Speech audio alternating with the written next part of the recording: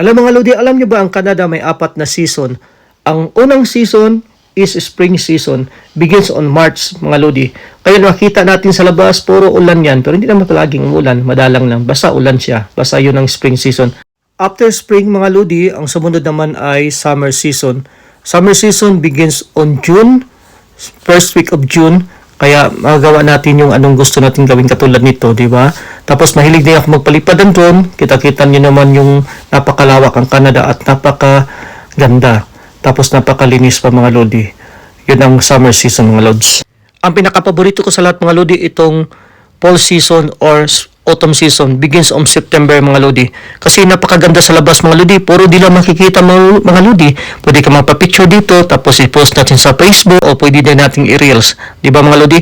Pero pag maglagas na yung dahon mga Lodi, ito na makikita natin. Puro kalbo na.